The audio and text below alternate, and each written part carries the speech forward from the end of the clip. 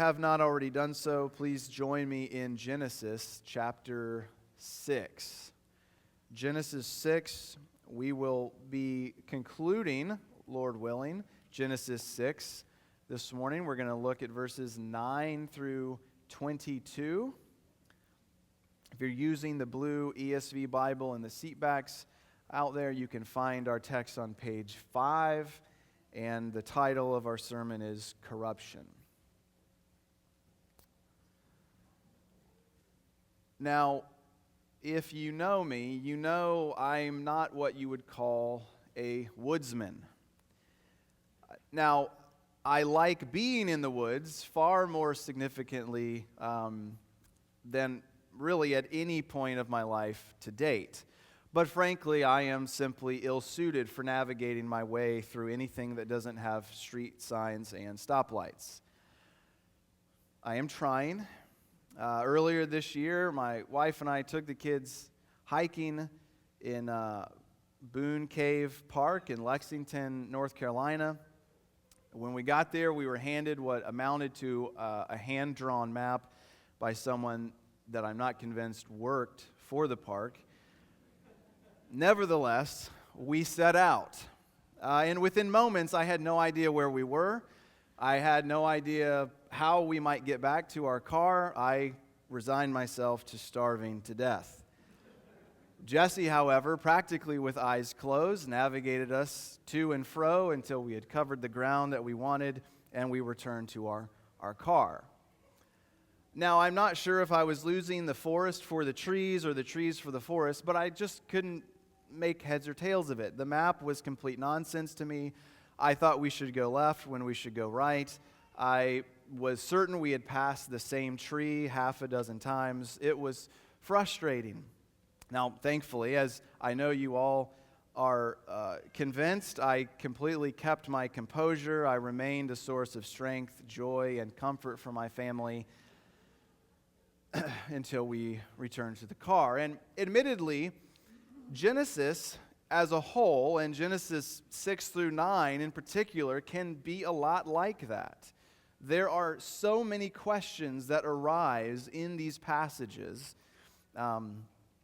that seem to deserve so much attention and seem to offer these side trails upon which we can get lost, right? Who are the sons of God? Who are the daughters of man? Who are the Nephilim? Why does God regret having made man? Why does Noah find favor? Why does God judge the world and everything in it except for the fish? Why does he give a flood? Why doesn't he destroy it in some other way? Is the flood a global flood or a local flood? Why are there Nephilim, or how are there Nephilim on the earth before the flood and after the flood? What are the mechanics and the logistics of this flood? What did it look like before the world flooded? How are salt and fresh water separated before and or after the flood? Did vegetation survive? Right? If not, where does the tree come from in Genesis 8? Why does Noah curse Canaan and not Ham? Right? It's easy to lose the forest for the trees in these chapters. I think it's also easy to lose the trees for the forest. And so we neither want to be so fixated on the details, over which some of which we may disagree, some of these details. We don't become so fixated on them that we lose the through line that holds it all together, over which we must certainly strive to agree. But we also don't want to deal only with the major through line to the exclusion of really wrestling with some of these difficult and interesting and important details in these chapters. Now, we're already several verses into chapter 6, but at this point we've sort of transitioned from the introduction of chapter 6 to the rest of the story. And in fact, we've really concluded one book, the book of the generations of Adam, and we are beginning today in verse 9, the generations of Noah. And as we go through this section, 6:9 through 9:29, there's a fair amount of repetition in the verses that follow. And so it's very likely that we may have this experience of, haven't we passed that tree before? Some of which it may seem like we're doubling or tripling or quadrupling back to look at the same tree. And so I want to keep some of that to a minimum. I think it's important that when things are repeated that we understand why and consider their significance. But I also don't want the next several sermons to be exactly the same sermon over and over and over again. And so there may be some questions that arise in the text today that we could answer today, but because I expect we will have plenty of opportunity to answer these questions over the next few weeks, if there's a question that comes up and we don't get to it, you don't have to panic. It's likely that we'll return to it before we're out of Genesis 9, 4 years from now. But there are some questions that we might not get to. For those, you can just see me after. But one thing to mention before we really get into this text is that, and I won't go over all the details now. You can Google it and see it, and it makes more sense than just having me describe it with words. But Genesis 6:9 through 9:29 form a chiasm. We've talked about how the book of Genesis in general is chiastic in its structure, and several sections throughout are as well. And all of it centers on what happens in chapter 8, verse 1, where we're told that God remembered Noah. And so that is the idea, the main thought that we're going to see throughout these verses, and everything is driving us to or leading us from that main thought that God remembered Noah. We begin in 6:9, the generations of Noah, beginning this third major section of the book of Genesis. And so we've seen what happened with the heavens and the earth. We've seen what happened with Adam, and now we're introduced to Noah properly. We've been introduced to him already, but we get a proper introduction to him today. And this introduction to Noah in 6:9 corresponds to the end of the section in 9:28 and 29, where we say goodbye to Noah as he dies. And so, keeping the forest in mind, this entire section is one of grace from God to humanity and really all of creation through Noah. And so whatever you make of what we've said over the past few weeks about some of the details, and whatever you make of some of the details that I'll outline today and in the weeks to come, remember that this major section centers on God's grace to Noah. So let me read verses 9 through 22, and then I'll outline the sermon and we'll get to work. Our text reads, "These are the generations of Noah. Noah was a righteous man, blameless in his generation. Noah walked with God, and Noah had 3 sons, Shem, Ham, and Japheth.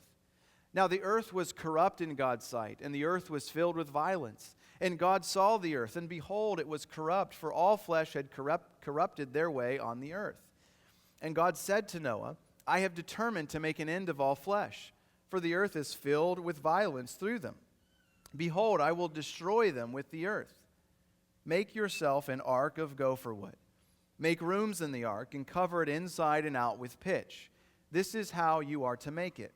The length of the ark, 300 cubits, its breadth 50 cubits, and its height 30 cubits. Make a roof for the ark and finish it to a cubit above, and set the door of the ark in its side. Make it with lower, second, and third decks. For behold, I will bring a flood of waters upon the earth to destroy all flesh, in which is the breath of life under heaven. Everything that is on the earth shall die. But I will establish my covenant with you, and you shall come into the ark, you, your sons, your wife, and your sons' wives with you. And of every living thing of all flesh you shall bring 2 of every sort into the ark to keep them alive with you. They shall be male and female. Of the birds according to their kinds, and of the animals according to their kinds, and of every creeping thing of the ground according to its kind. 2 of every sort shall come in to you to keep them alive. Also, take with you every sort of food that is eaten, and store it up. It shall serve as food for you and for them. Noah did this. He did all that God commanded him." Well, there are really just two main tenets of the sermon this morning.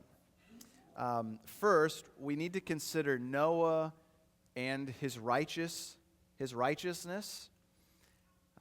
particularly in the midst of a corrupt generation.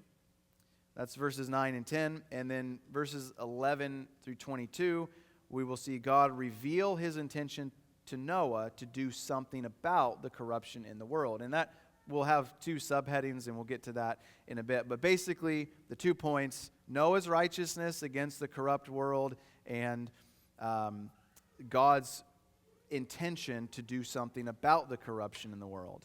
It's 9 and 10, and then 11 through 22. So look with me in the first place at verses 9 and 10, where we're properly introduced to righteous Noah. Last week, we saw in verse 8 that Noah found favor with God. And this was especially striking against the backdrop of the world where God had assessed the corruption in the world and said that the thoughts and intentions of man's heart was only evil continually. And so it's against that black backdrop that Noah appears having found favor with God. Well, we're told a few more things about Noah in verses 9 and 10. 1, he was a righteous man, blameless in his generation. 2, he walked with God. And 3, he had 3 sons, Shem, Ham, and Japheth. Now, we'll see quite clearly in chapter 9 that Noah was not a sinless man. And so what do we make of these statements that in this text speak so highly of him? Well, I want to take those 3 observations about Noah in 9 and 10 in reverse order. So first, Noah has 3 sons. This is mirrored in the chiasm that I mentioned by chapter 9, 18 through 27's narrative about his sons. And as we've said in weeks previous, Noah serves as a foil to the pinnacle of Cain's line. We read about Cain's line in chapter 4, and one of his great-great-great-grandsons, Lamech, not to be confused with Noah's own father, Lamech. We're told in Genesis 4, 20 and 22 that Lamech also had 3 sons. Now, while Lamech's descendants are to be obliterated at the coming judgment, Noah's sons will be spared. And as chapter 9, 19 tells us, it's from these men, Shem, Ham, and Japheth, that the people of the whole earth were dispersed after the flood. And so we find him as a bit of a foil to Lamech and his sons. But we also see, second, like Enoch, who also served as a foil to Lamech, because they were both the 7th from Adam, Noah walked with God. Now, surely Noah's walking with God is not substantially different from Enoch's walking with God. Recall what Hebrews 11 says about Enoch. By faith, Enoch was taken up so that he should not see death, and he was not found because God had taken him. Now, before he was taken, he was commended as having pleased God. And without faith, it is impossible to please him. So, according to Hebrews, walking with God can be understood as an expression that depicts faith being lived out in pleasing obedience to and fellowship with God. Enoch and Noah then were men of faith who, by their faith, walked with and pleased God. And third, Noah is said to be righteous, blameless in his generation. To say that a man was righteous in the Hebrew language could very well be similar to saying that a man was good in English. He was a good man. He was a righteous man. It doesn't need to mean that he is sinless, but this description of Noah as righteous here does prepare us for Noah's obedience to God's commands in the passage that follows. Now, to say that Noah was blameless is interesting. In the rest of the Pentateuch, the word translated blameless here, though not always, it does usually refer to the physically spotless animals that Israel needed for sacrifices under the Old Covenant. But it's also used to describe someone whose life had no significant moral blemish, whose reputation was pure. Now, the word translated as generation by the ESV here in verse 9, he was blameless in his generation, It is a different word than the word that was just used previously. These are the generations of Noah. Two different words in Hebrew. The first, the generations of Noah, is used, it's the word used consistently in Genesis to mark off genealogies and to make these 10 major section breaks through the book. And so that is a particular literary feature of the book of Genesis with this word translated generations in the first part of verse 9. The word in the second part of verse 9, translated generation, is plural in Hebrew, and it can refer either to a period of time, meaning his contemporaries. He's blameless amongst the people of whom he lived at the time, or it can refer to a biological lineage. Now, there's one interpretation of this statement, that Noah is blameless in his generation, that goes like this. When Genesis says that Noah was righteous and blameless in his generation, or generations, the text is not using the term to describe his moral character, but his pedigree. Thinking back to the spotless animals under the Old Covenant, right? In other words, he's fully human, so goes the argument. And admittedly, there's something quite attractive about this argument to me, given everything we've said about the problems of his day. If you weren't here, we've said supernatural beings had come to earth and were marrying human women who bore to them a race of half-breed giants, the Nephilim, who were instigating wild amounts of violence on the earth. And so the argument goes that Seth's line down through Noah is singled out in chapter 5, in particular because they had not been caught up in this interbreeding wickedness of the day. In other words, we know who Noah's father was, and we know who his father was. And that very well may be going on here, but we must not miss the fact that the text is centrally concerned with Noah's moral character and his reputation. That he's, generally speaking, an upright man. And so whatever consideration is being given to his pedigree, and I do think it may be some, it is his publicly known character and his conformity to the commands of God that stand out here. For one, as we just saw, we're told he walked with God. And then furthermore, in the verses that follow, we're told that Noah did all that God commanded him, particularly as it concerns building the ark. We see it at the end of our passage in verse 22, and then we'll see it again in chapter 7, verse 5. And then what's the first thing that Noah does when he gets off the ark? It's to build an altar and worship. And furthermore, what does the rest of the Bible say about Noah's character? The rest of the Bible is quite concerned with Noah's character. He was commended by the author to the Hebrews. We see that in Hebrews 11, verse 7.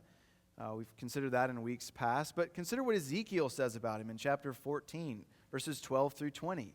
There, in that passage, God pronounces his judgment upon faithless Jerusalem. He threatens famine, wild beasts, sword, and pestilence. And with each of those judgments that he pronounces in verses 14, 16, 18, and 20, he says something to this effect. Even if these three men, namely Noah, Daniel, and Job, were in the city, then they would deliver but their own lives by their righteousness. Now, there's no time to get into all that's going on there in Ezekiel, but we can observe that Ezekiel is not talking about a spotless pedigree.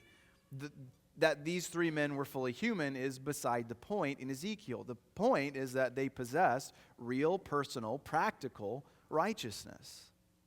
Now, it may sound like we're awfully close to talking about works righteousness here, but nothing could be further from the truth. The point is not that Noah was a righteous man and therefore God loved him and showed him grace. We've already seen that, or I've at least hinted at, that Noah is clearly not a sinless man, but he was a man of faith.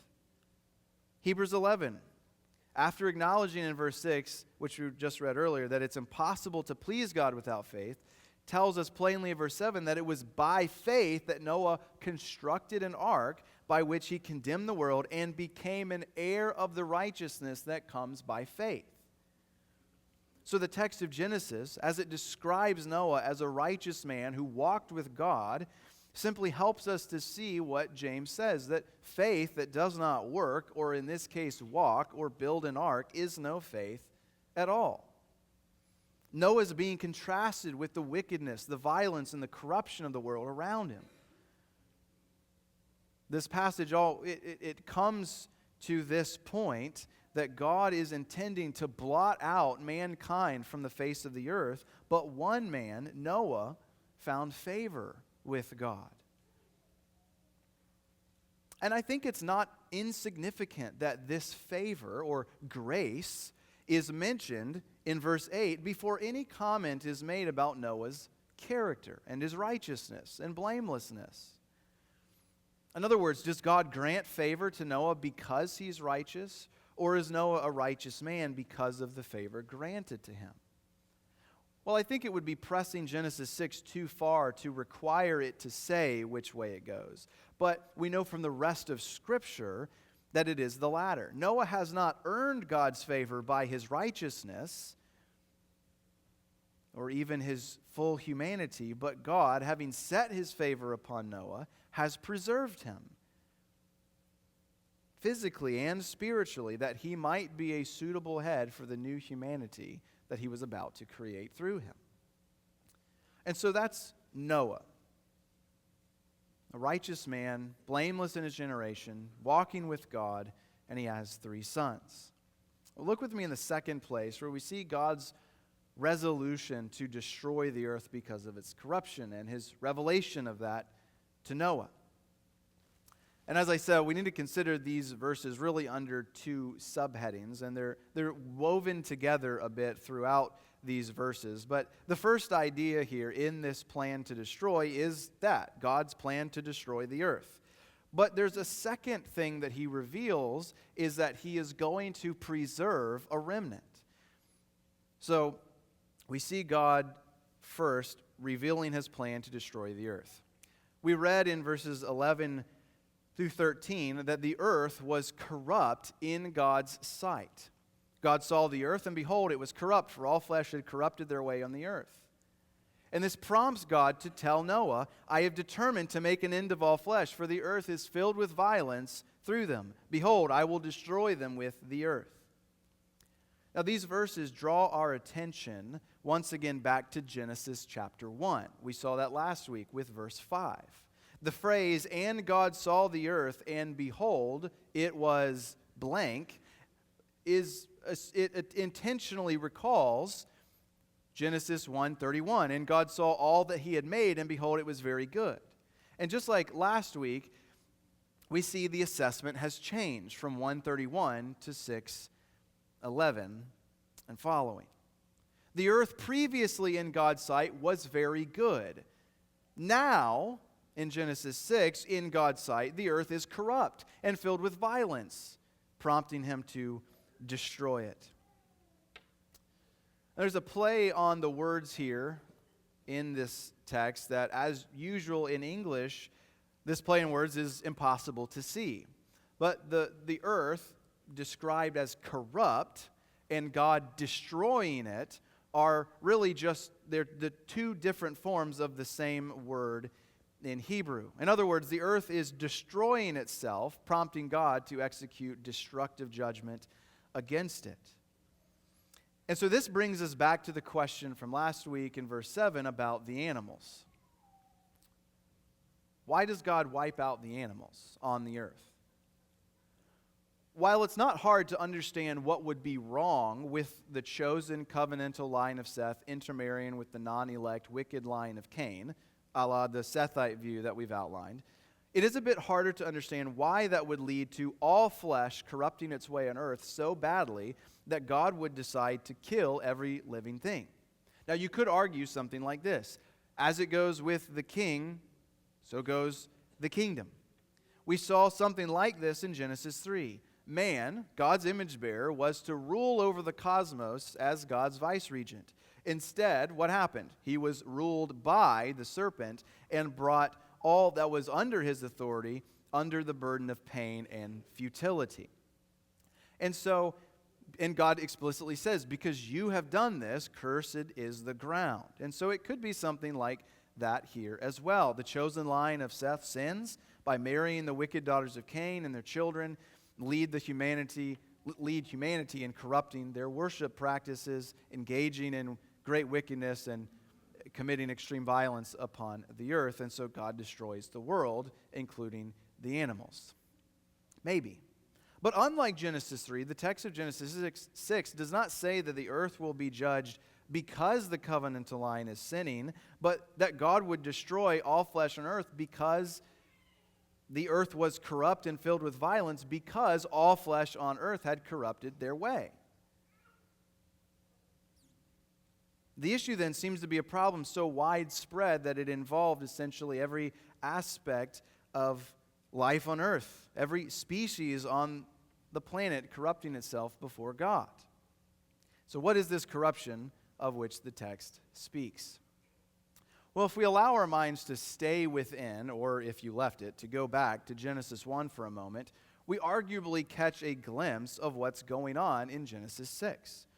Now, when we covered Genesis 1, we observed that the text repetition there's a certain repetition of an idea in Genesis 1 when God created the world. God created the world so that everything procreated or reproduced, each according to its kind. This specific phrase, where things procreate according to their kinds, occurs 10 times in Genesis 1, and then 7 more times here in Genesis 6 and 7, and then never again in the rest of the Bible. And so there seems to be something specific about the pre-flood world where we ought to see reflected in this phrase, something that connects Genesis 6 and Genesis 1 and God's intention for the pattern of reproduction in the earth. And so is there a connection between God making things to procreate, each according to or after its own kind, and all flesh corrupting its way on earth? I think so. I find Doug Van Dorn quite helpful here, both his book on the subject as well as a sermon that he preached on this passage some years ago. And he makes his case by noting how the Old Testament uses the word corrupt or destroy elsewhere. In particular, he considers several texts that use this word corruption or corrupt in conjunction with the same word translated as way in our text, right? That our passage says that they had corrupted their way on earth, the end of verse 12. And so he's looking for those words. And a few passages that use them both together, Deuteronomy 9:12 or 31:29, Judges 2:19, Ezekiel 16:47, or 20:44, and then Malachi 2:8. In several of these instances, corrupting one's way is likened unto idolatry, which, as in other places of Scripture, is likened unto adultery or fornication. Consider Judges 2:17 and 19 as an example of where these things seemingly come together. Judges 2:17, yet Israel did not listen to their judges, for they whored after other gods and bowed down to them. They soon turned aside from the way in which their fathers had walked. And then down in verse 19, whenever the judge died, they turned back and were more corrupt than their fathers, going after other gods, serving them and bowing down to them. So the reason, according to Van Dorn, that idolatry is likened unto adultery or fornication in the Scriptures is because these beings that they worshipped were real beings. He says they really exist. They aren't worshiping sticks and stones, but spiritual entities. They are spiritual beings created by God, but who went astray at least as early as the days of Genesis 6, 1-4. And so the gist then is that the antediluvian world of Noah's day was working hard to reject the order of creation that God had meticulously sought to establish when He founded the world. God had brought order to the chaos waters at creation, and He established a pattern by which things would reproduce or procreate, each according to its kind. And so here, in my reading of it, and others, there's a direct attack on this order that God had made, this order and this pattern that God had made. There's an attack on it here in Genesis 6. And what's more, might the fact that God is determined for Noah to bring animals, male and female, each after its own kind, into the ark, does that not also shed light on the nature of the sins being committed in this corruption in the earlier verses? Consider verses 19 through 21. And of every living thing of all flesh you shall bring 2 of every sort into the ark to keep them alive with you. They should be male and female. He then tells them in verses 20 and 21 that he will bring with him into the ark birds, animals, and creeping things, each according to its kind, along with every sort of food that is eaten, that he might store it up for himself and for the animals.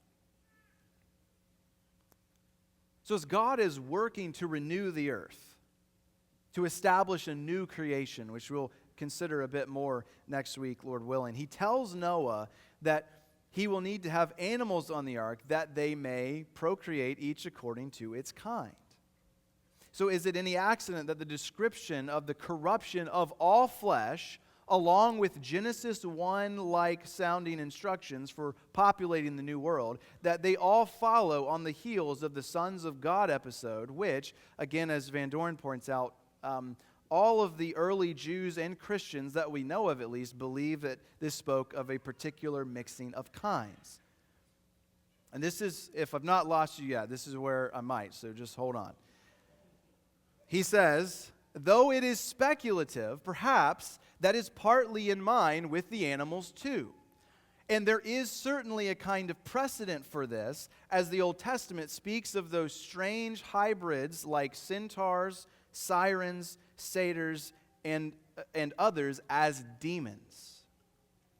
Now this is quite prominent in the Septuagint, the Greek translation of a passage like Isaiah 13, 21, or 34, 12, and 13. Now, if you turn there immediately in most English translations of the Bible, you will read a fairly naturalistic gloss. This is certainly true in the ESV, that would not make this point very well.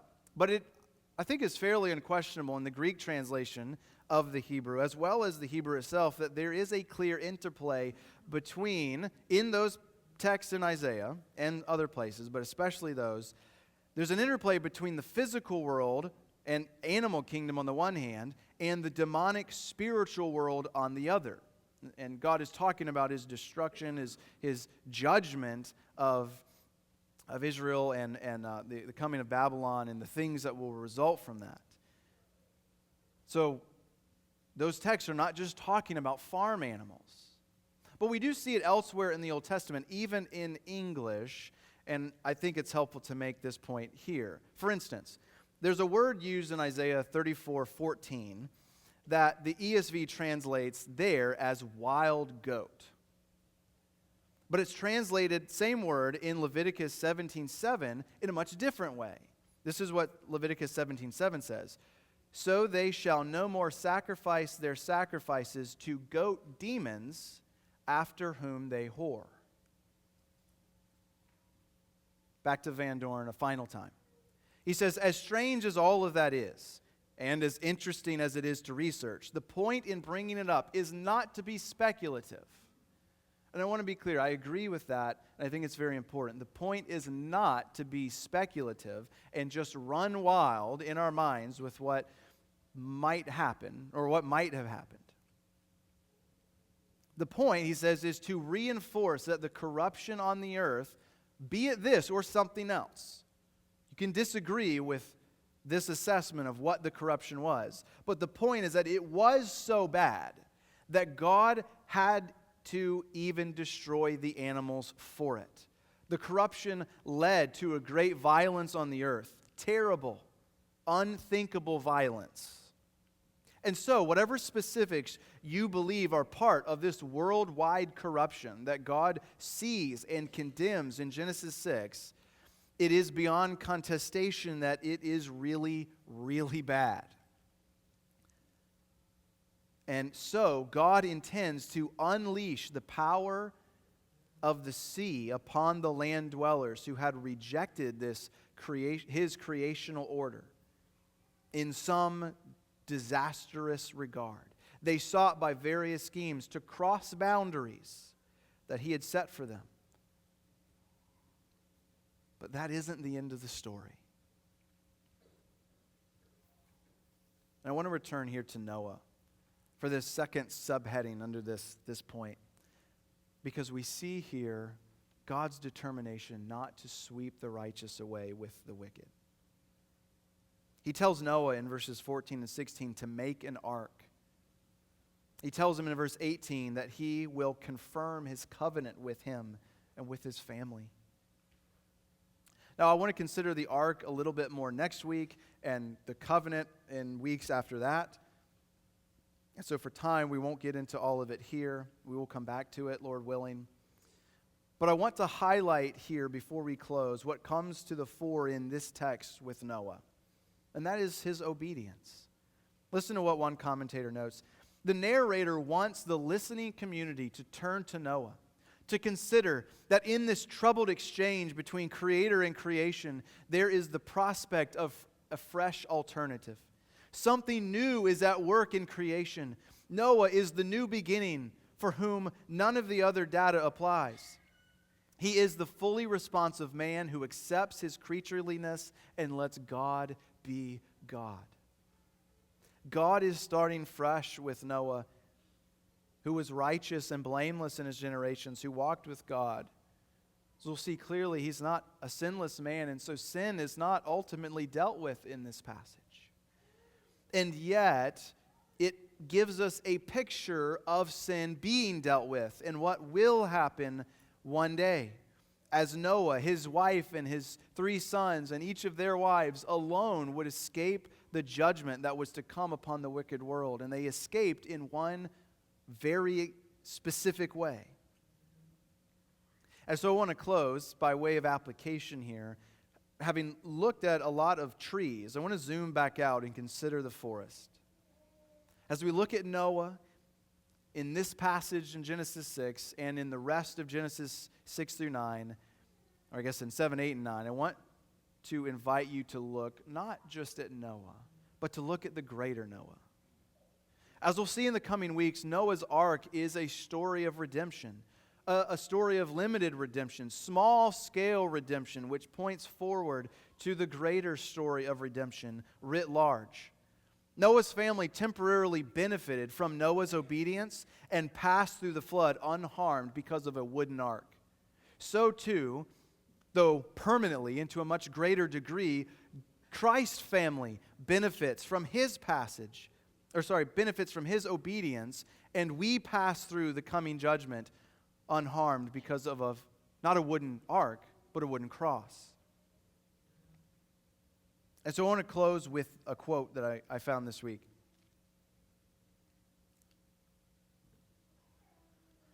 Christ is our ark now, big enough for the whole world, strong enough to withstand the shocks of life, the rising waters of death, and the upheavals of the last judgment.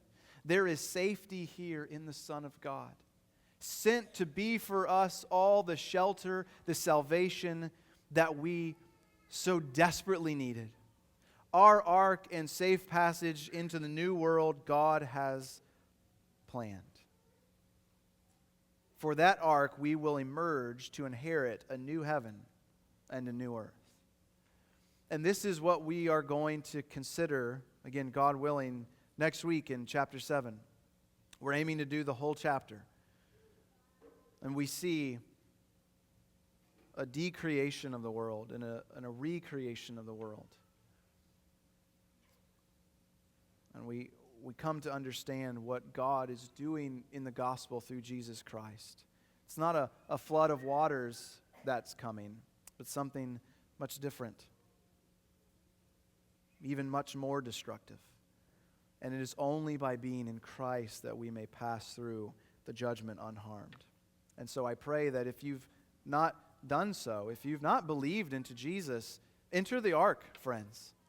It is the only way to be saved. So I pray that we would look to Christ and live.